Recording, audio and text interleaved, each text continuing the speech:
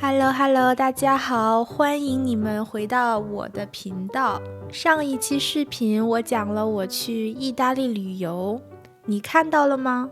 这条视频还包含了 Quizlet 的单词表，记得要打卡练习哦。每一条视频你都可以开启翻译，最好是用电脑版去看，这样你可以把翻译的字幕放在任何你想放的地方。不要忘记查看视频下方的信息栏，去获得更多免费的辅助你学习的工具。如果你需要1对1的辅导，欢迎你用视频下方的链接和我预约时间。那废话不多说，我们开始吧。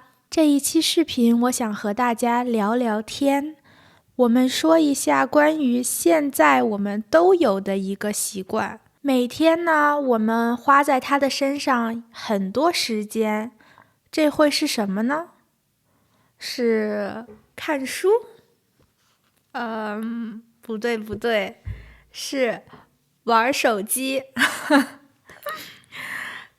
你知道吗？我们现在真的花很多时间在手机上。你是不是和我一样，早上一起来，第一件事情不是洗脸刷牙，而是打开手机看朋友圈，看 Instagram， 看有没有人给我发消息。当然了，我也会看我的 YouTube 频道有没有涨粉。第一个呢，我们先来说一下大家用手机做什么。有一个动词很重要，这个动词叫刷，刷，诗乌啊，刷。我们可以说刷手机，刷视频，刷微博，刷朋友圈。这个动词呢，有点类似英语里面的 swipe or scrolling， 它其实就是说我们花很多时间在不停的做一个什么事情。有可能你正在刷油管视频，你知道吗？ YouTube 在中文里面有一个很有意思的名字，叫油管。油管这个好像是中国人给 YouTube 起的名字，不是它正式的名字。那如果你喜欢刷 Instagram，中文里面我们一般会说刷 ins， 刷 ins。有些人也会说这个是照片墙，照片墙。因为 Instagram 原来是会发很多的照片，有点像照片铺满了一个墙，所以管它叫照片墙。但是现在更时尚的说法是 ins， 所以呢，我们一般说刷 ins。那在这上面都做什么呢？看一些视频，看视频。现在有很多短视频，短视频是什么呢？就是一些可能不超过30秒的小视频，很短，所以我们管它叫短视频。比如说在公交车上，有一点时间，不知道干什么，有的时候我就会刷手机，刷些短视频。现在很流行的社交媒体，比如说抖音 TikTok 就会有很多短视频，或者小红书。我在这个视频里面介绍了很多小红书上面的视频，如果你还没有看到这个视频的话，可以闲来无事的时候刷一刷。这些呢，都是在我们的碎片时间里。碎片时间，你知道是什么意思吗？就是说我们没有一段长的时间，而是说在做别的事情的中间有那么5分钟的时间，或者是2-3分钟，半个小时的空闲时间，你不知道做什么的时候，碎片时间。好多人一无聊就把手机拿出来看一看，有可能你发现没有，你拿起来的时候都不知道你要做什么，可是你还是习惯把手机拿起来滑一滑。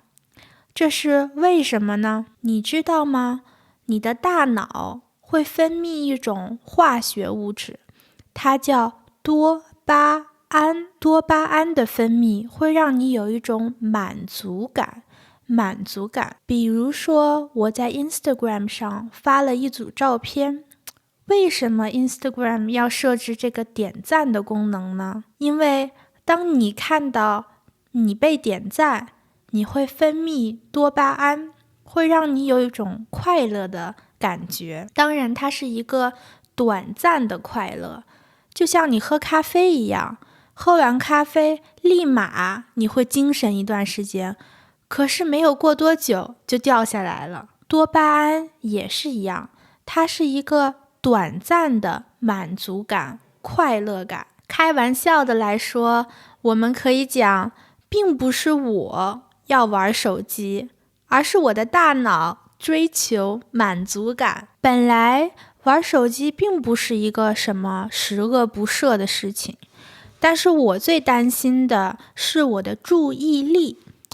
我越来越发现我的注意力在被很多不一样的事情分散掉。只要我的手机在我身边，我就总想着时不时的看一看，时不时的翻一翻朋友圈。对了，你有微信吗？微信是一个中国普遍全国的一个沟通交流的软件，我们也可以在上面分享自己的生活，这个就是朋友圈。有时候无聊的时候，我总是习惯性的打开手机，翻一翻朋友圈，看看我的家人朋友都在干什么。很有意思的是，有一天我给我的一个学生上课，上中文课，他告诉我他知道朋友圈，然后还和我说，你并不需要时时刻刻翻朋友圈，你并不需要知道别人在干什么。我想，